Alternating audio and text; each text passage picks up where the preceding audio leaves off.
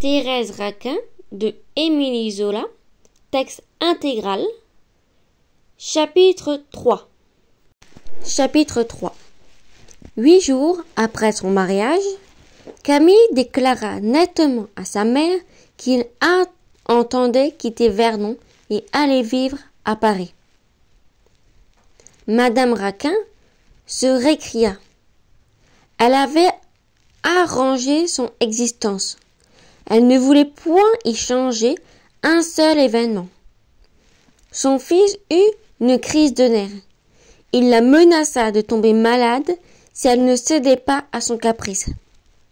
« Je ne t'ai jamais contrarié dans tes projets, lui dit-il. J'ai épousé ma cousine. J'ai pris toutes les drogues que tu m'as données. C'est bien le moins aujourd'hui que j'ai une volonté et que tu sois de mon avis. Nous partirons à la fin du mois. » Madame Raquin ne dormit pas de la nuit. La décision de Camille bouleversait sa vie. Et elle cherchait désespérément à se refaire une existence. Peu à peu, le calme se fit en elle. Elle réfléchit que le jeune ménage pouvait avoir des enfants et que sa petite fortune ne suffirait plus alors. Il fallait gagner encore de l'argent, se remettre au commerce, trouver une occupation lucrative pour Thérèse. Le lendemain, elle s'était habituée à l'idée du départ. Elle avait bâti le plan d'une vie nouvelle. Au déjeuner, elle était toute gaie. « Voici ce que nous allons faire, » dit-elle à ses enfants. « J'irai à Paris demain.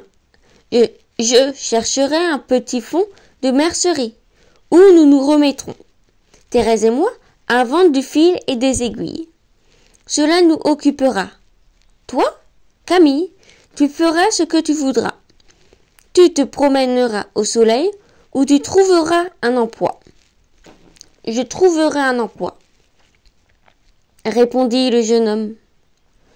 La vérité était qu'une ambition bête avait seule poussé Camille au départ. Il voulait être employé dans une grande administration. Il rougissait de plaisir lorsqu'il se voyait en rêve au milieu d'un vaste bureau, avec des manches de lustrine, la plume sur l'oreille. Thérèse ne fut pas consultée. Elle avait toujours montré une telle obéissance passive que sa tante et son mari ne prenaient plus la peine de lui demander son opinion. Elle allait où ils allaient. Elle faisait ce qu'ils faisaient, sans une plainte, sans un reproche, sans même paraître savoir qu'elle changeait de place. Madame Raquin vint à Paris et alla droit au passage du Pont-Neuf.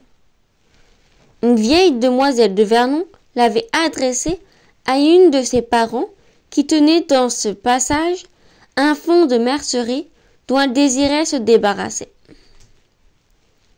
L'ancienne mercière trouva la boutique un peu petite, un peu noire, mais en traversant Paris, elle avait été effrayée par le tapage des rues, par le luxe des étalages. Cette galerie étroite, ces vitrines modestes lui rappelèrent son ancien magasin, si paisible. Elle put se croire encore en province. Elle respira. Elle pensa que ses chers enfants seraient heureux dans ce coin ignoré. Le prix modeste du fonds la décida. On le lui vendait 2000 francs. Le loyer de la boutique et du premier étage n'était que de 1200 francs. Madame Raquin, qui avait près de 4000 francs d'économie, calcula qu'elle pourrait payer le fonds et le loyer de la première année sans entamer sa fortune. Les appointements de Camille et les bénéfices du commerce de la messagerie suffiraient, pensait-elle.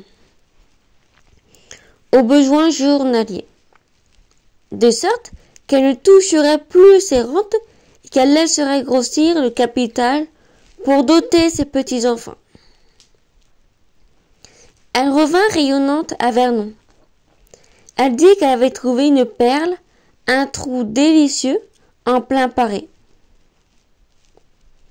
Peu à peu, au bout de quelques jours, dans ses causeries du soir, la boutique humide et obscure du passage devint un palais. Elle la revoyait, au fond de ses souvenirs, commode, large, tranquille, pourvue de 1000 avantages inappréciables. « Ah, ma bonne Thérèse, disait-elle, tu verras comme nous serons heureuses dans ce coin-là. Il y a trois belles chambres. En haut, le passage est plein de monde. Nous ferons des étalages charmants. Va, nous ne nous ennuierons pas. » Et elle ne tarissait point. Tous ses instincts d'ancienne marchande se réveillaient. Elle donnait à l'avance des conseils à Thérèse sur la vente, sur les achats, sur les roueries du petit commerce. Enfin, la famille quitta la maison du bord de la Seine. Le soir du même jour, elle s'installait au passage du Pont-Neuf. Quand Thérèse entra dans la boutique, où elle allait vivre désormais, il lui semblait qu'elle descendait dans la terre grasse d'une fosse. Une sorte d'écœurement la prit à la gorge. Elle eut des frissons de peur. Elle regarda la galerie sale et humide. Elle visita le magasin, monta au premier étage, fit le tour de chaque pièce. Ces pièces nues, sans meubles, étaient effrayantes, de solitude et de délabrement. La jeune femme ne trouva pas un geste, ne prononça pas une parole. Elle était comme glacée. Sa tante et son mari étaient descendus. Elle s'assit sur une malle, les mains roides, la gorge pleine de sanglots, ne pouvant pleurer. Madame Raquin, en face de la réalité, resta embarrassée, honteuse de ses rêves. Elle chercha à défendre son acquisition. Elle trouvait un remède à chaque nouvel inconvénient qui se présentait. Expliquait l'obscurité en disant que le temps était couvert et concluait en affirmant qu'un coup de balai suffirait. « Bah, répondit Camille, tout cela est très convenable. D'ailleurs, nous ne monterons ici que le soir. Moi, je ne rentrerai pas avant 5 ou 6 heures. Vous deux, vous serez ensemble, vous ne vous ennuierez pas. » Jamais le jeune homme n'aurait consenti à habiter un pareil taudis s'il n'avait compté sur la douceur tiède de son bureau. Il se disait qu'il aurait chaud tout le jour à son administration et que le soir se coucherait de bonne heure. Pendant une grande semaine, la boutique et le logement restèrent en désordre.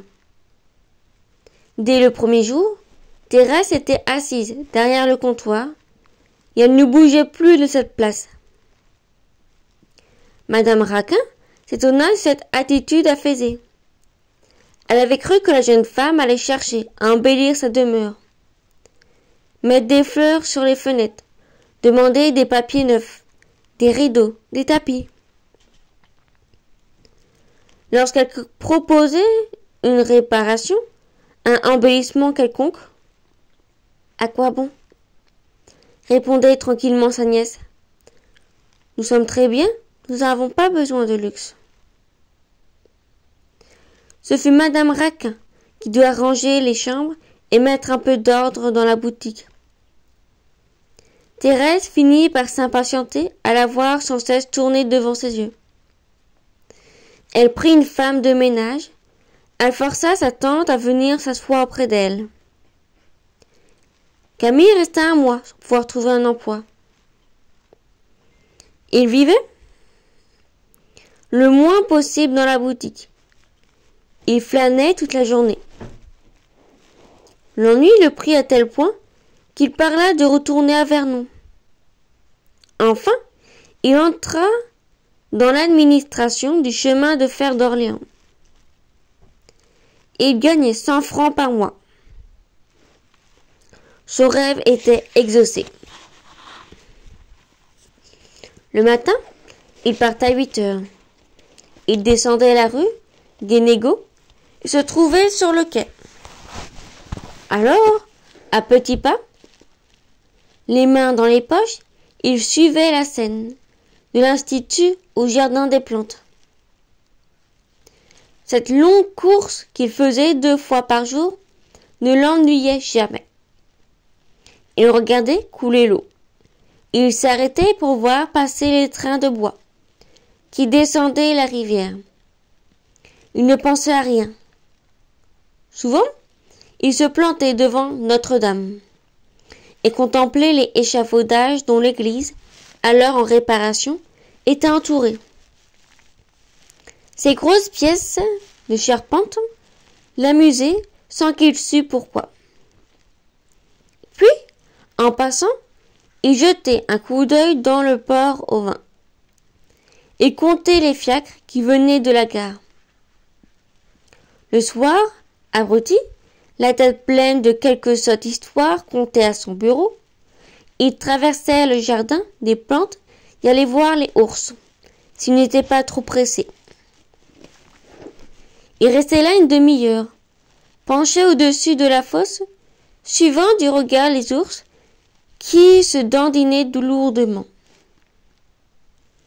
Il se décidait enfin à rentrer, traînant les pieds, s'occupant des passants, des voitures, des magasins. Dès son arrivée, il mangeait, puis se mettait à lire. Il avait acheté les œuvres de Buffon, et, chaque soir, il se donnait une tâche de 30 pages, malgré l'ennui qu'une pareille lecture lui causait. Il lisait encore, en livraison à 10 centimes, l'histoire du Consultat et de l'Empire, de Thiers, et l'histoire des Girondins, de Lamartine, ou bien des ouvrages du vulgarisation scientifique. Il croyait travailler à son éducation. Parfois, il forçait sa femme à écouter la lecture de certains passages, de certaines anecdotes. Il s'étonnait beaucoup que Thérèse pût rester pensive et silencieuse pendant toute une soirée, sans être tentée de prendre un livre. Au fond, il s'avouait que sa femme était une pauvre intelligence. Thérèse repoussait les livres avec impatience. Elle préférait demeurer oisive, les yeux fixes, la pensée flottante et perdue. Elle gardait d'ailleurs une humeur égale et facile. Toute sa volonté tendait à faire son être un instrument passif, d'une complaisance et d'une abnégation suprême. Le commerce allait tout doucement. Les bénéfices, chaque mois, étaient régulièrement les mêmes. La clientèle se composait des ouvrières du quartier. À chaque 5 minutes, une jeune fille entrait, achetait pour quelques sous de marchandises. Thérèse servait les clientes avec des paroles toujours semblables, avec un sourire qui montait mécaniquement à ses lèvres. Madame Raquin se montrait plus souple, plus bavarde, et, à vrai dire, c'était elle qui attirait et retenait la clientèle. Pendant 3 ans, les jours se suivirent et se ressemblèrent. Camille ne s'absenta pas une seule fois de son bureau. Sa mère et sa femme sortirent à peine de la boutique. Thérèse, vivant dans une ombre humide, dans un silence morne et écrasant, voyait la vie s'étendre devant elle, toute nue, amenant chaque soir la même couche froide et chaque matin la même journée vide. Les chapitres précédents sont actuellement disponibles. À voir dans la playlist Thérèse Requin. Les chapitres suivants seront bientôt disponibles. Et une vidéo avec le livre en entier sera également disponible. N'hésitez pas à vous abonner et activer la petite cloche pour recevoir les prochains chapitres et d'autres vidéos à venir. Une vidéo est publiée tous les samedis sans exception. À la semaine prochaine.